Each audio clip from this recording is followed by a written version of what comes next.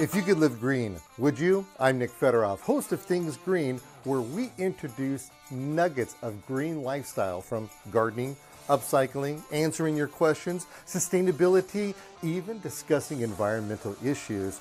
You can become more confident in making the right decisions for you and your family. So come along as we are Things Green.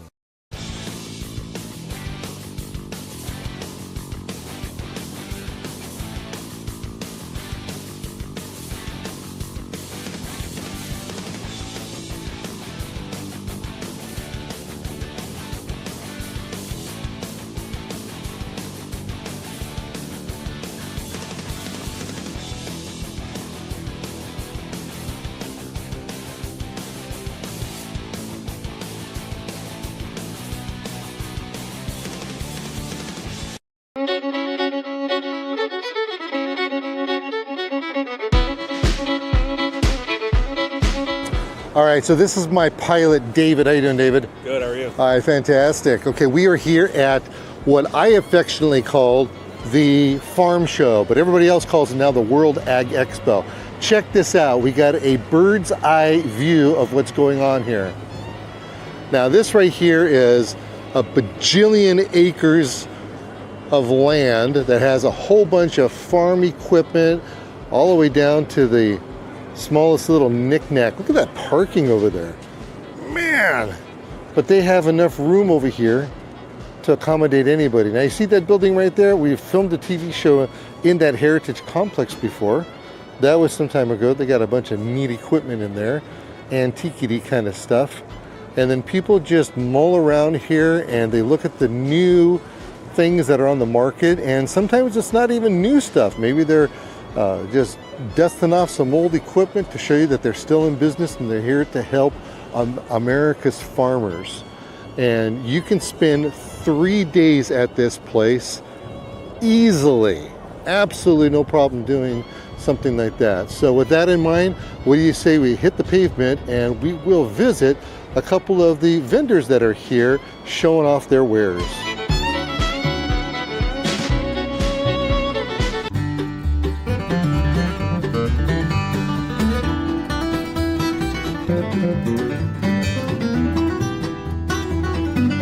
Okay, so I've got a bearded brother with me right over here, and we're just kind of hanging out looking cool, aren't we? Yeah, so beautiful day. Okay, I have to tell you, I've never seen anything like this before. Sure. What in the world? Look at, we got water that is coming down a big old tube. Yep. We've got our corn that's right here. Yep. And it looks like we're doing some type of controlled flood irrigation. Correct. So what we're doing here is more of a banded application. Banded application? Banded, like. Yep. So we're banding that water in a line. Okay. So instead of broadcasting that water across the entire soil surface, we're putting the majority of that water right at the base of the plant where the plant can actually use that most efficiently. Okay, so none of this is going to splash up here. Yeah, that's the whole point of it, is to get it down on the ground and into the soil profile as quick as possible. Okay. Now, that looks like a lot of water that's coming out of there. Yeah. This is representing roughly a ½ inch of water per acre. So as, say, the rain comes down out of the sky, you get a ½ inch of water. This is representing roughly what that would be comparable to. Okay. So, and we have like this big old giant boom right here. Yep. That's delivering it. Is that as far as it goes, or does it go bigger than that? Yeah, we could go a little bigger than that. We'll go up to about 80 feet wide is the width we'll go up to. So are we talking 40 and 40? Yes. Okay, now this is the monstrosity here that's actually delivering the water. For sure, it is. Okay.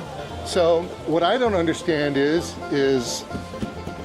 that don't look like a tank for the water. No. So what we have here, typically in an actual infield application, we would have a big reel up here with hose wrapped around that center section. Oh. So this machine would hold roughly 3,000 feet of 3-inch hose.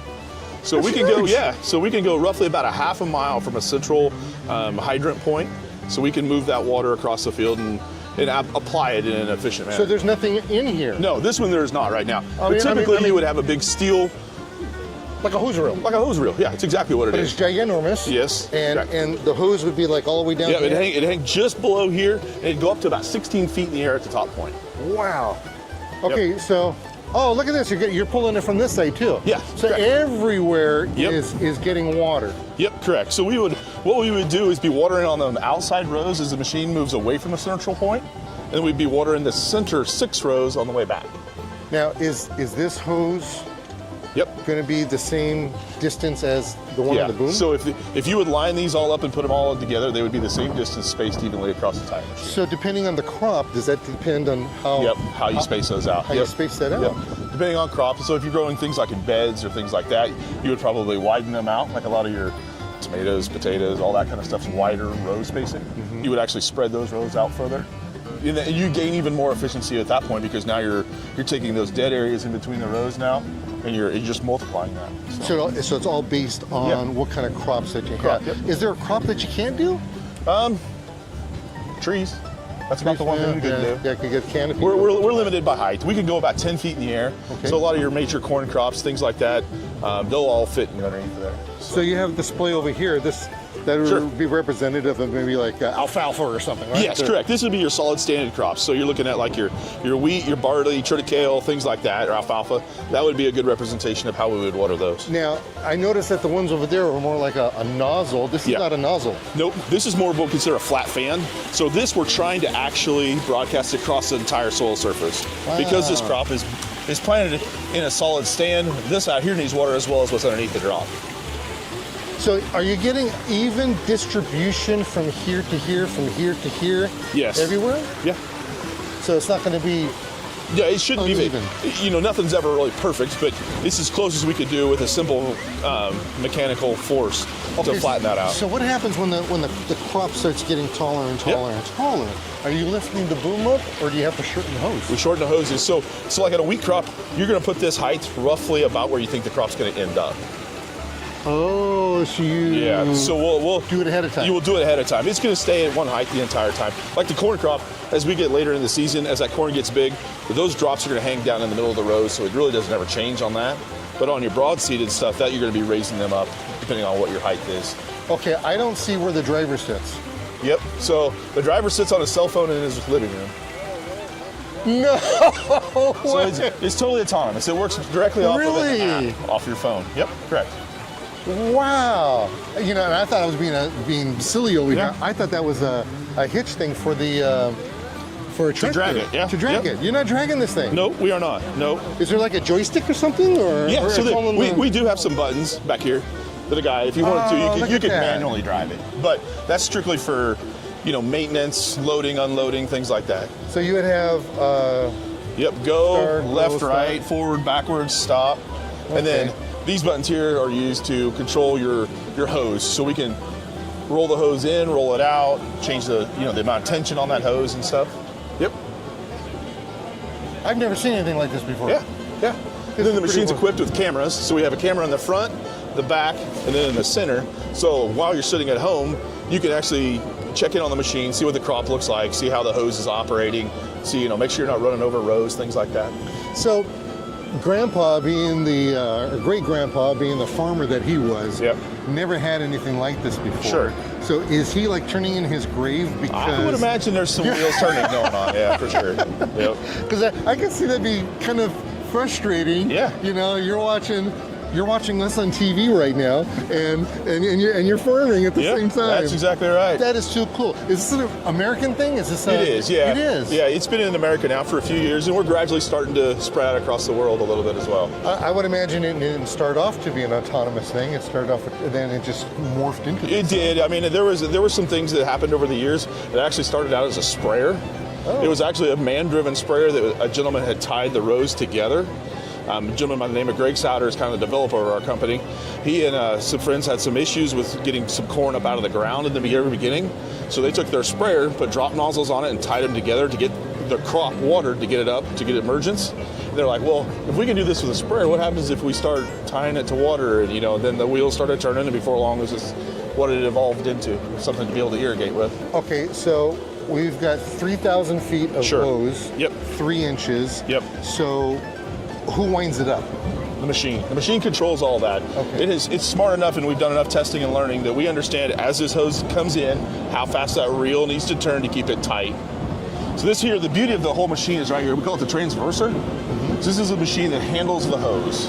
So inside of here is a set of wheels and gears. So it pulls and pushes that hose as it needs to keep it tight on that reel. Fascinating.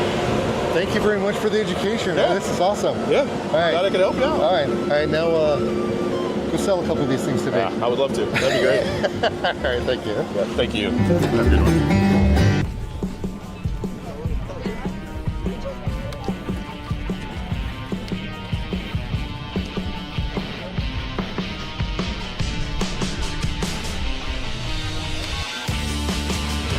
As far as I'm concerned, this has got to be one of the coolest booths I've seen over here at the show. Of course it is. Have you ever really been up there?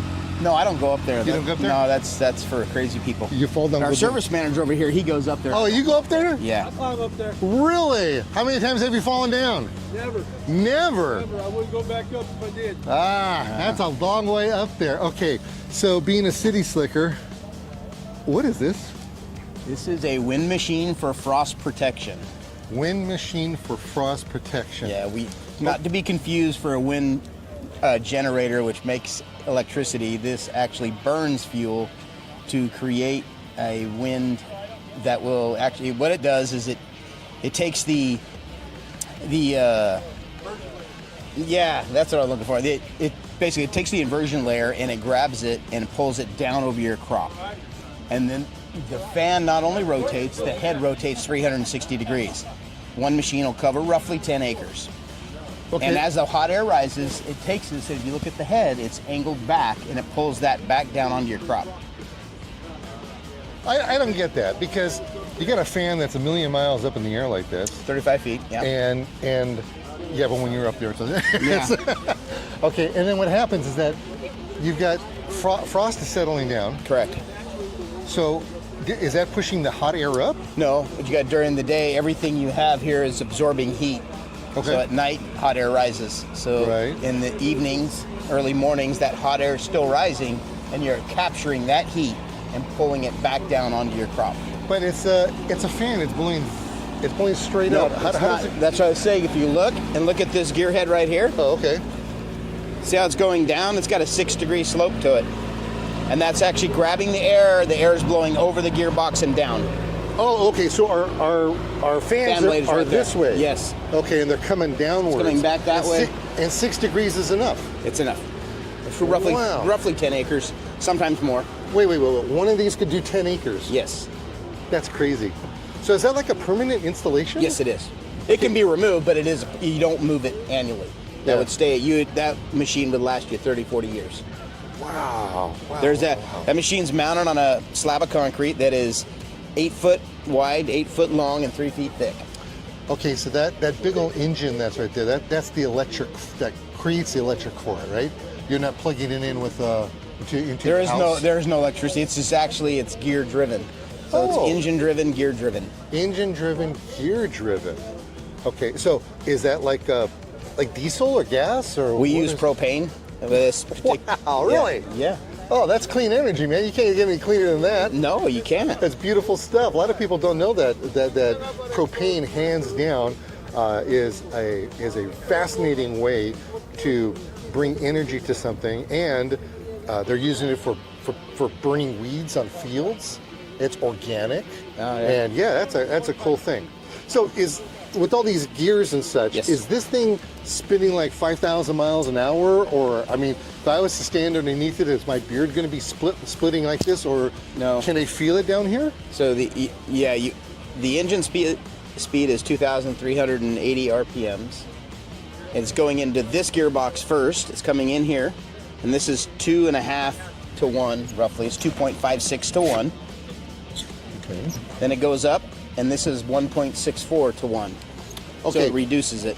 So am I You're thinking? continually I mean, reducing. I have no idea about mechanics. So this gearbox right here, is that what's right here? That's exact same. Yeah. Okay, so that's going in there. Now, is it as pretty out inside there as it is over It there? is not. It is not. That okay. one is for show. Okay.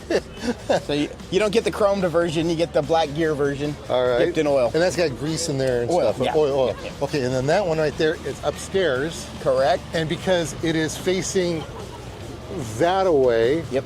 No. that's actually at a 6-degree angle like this. That is and it's correct. going to be blowing this it way. would be blowing back this way.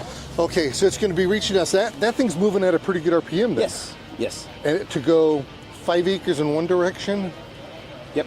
and This that's is that right? It'd be 5. Yeah, 5 acres in every direction. And then in a every circle. direction, so that gives you your 10 acres. Yep. Wow. Okay, so do you put these in the center of the Yes. orchard, or do you put them? You can, now that depends. Everybody's got a little bit of different theory on that. In this particular area where we're at, the wind drifts in the morning come off the hills and flow to the west. So you might offset it into the wind slightly. So maybe 20 feet or something, So 30 feet. So is the wind pushing against the wind? The wind's working with the wind. It's going to work with the wind in one direction, but push against it because remember that head is also rotating around 360 degrees. So the fan's spinning and the head's spinning.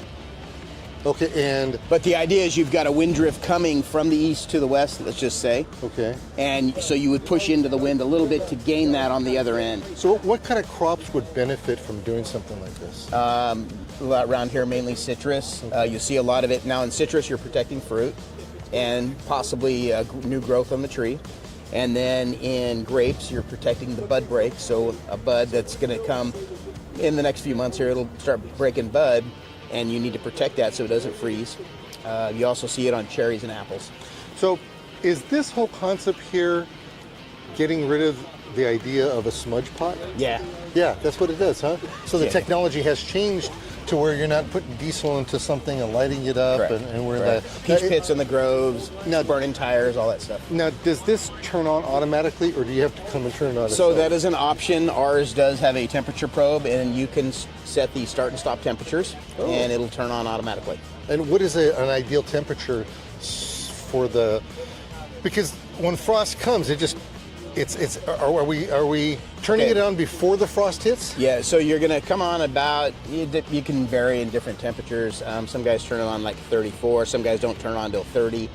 It varies however your crop is and what your experience is. But you do have a band in there that you can turn it on. One of the things to be noteful of is experiments have been done.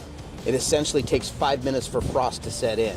So this whole speed that we're talking about and the turning of this, you make one complete revolution in less than 5 minutes. So if you've got a piece of fruit out here that's getting ready to freeze, you've warmed it up, you're making your revolution, you're protecting the rest of your crop, you're coming back around, this is starting to freeze, and bam, you're there again. Now you've brought in warm air again. So continue. okay, so the crop that's closest, is that going to be protected more than It would be than a technically, crop over? yeah, technically technically speaking? it could be. Or is the crop, or because we're right here underneath it, Well, that's a different story. isn't it? but then you also get into multiple machines if you've got multiple areas. You've got a lot of moving air. So like if you had 100 acres and you had 10 machines, you got quite a few machines. So you've got air moving from all directions. Fascinating. Well, I love it, man. Thanks. I've never seen these before. Appreciate you letting me come over Thank here you. Thanks for coming and to see what you guys got going on.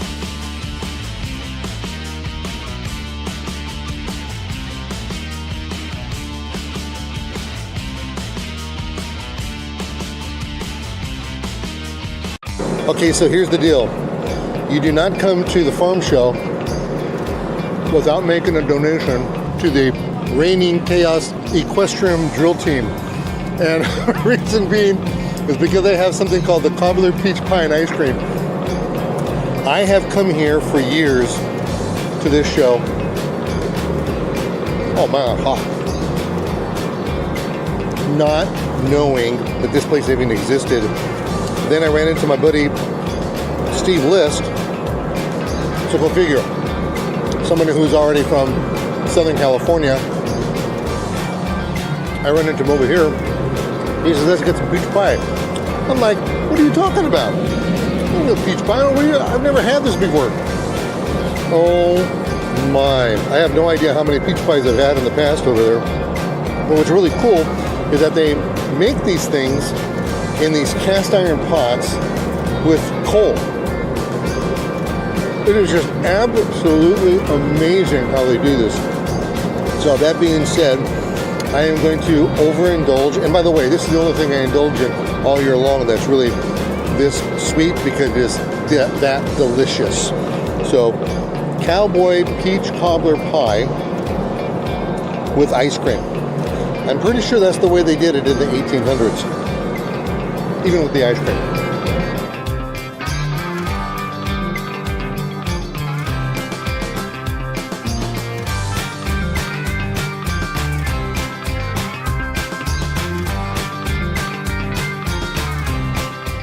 are here at the, well, we used to call it the farm show. They don't call it that any longer, do they? Yeah, International Agri Center.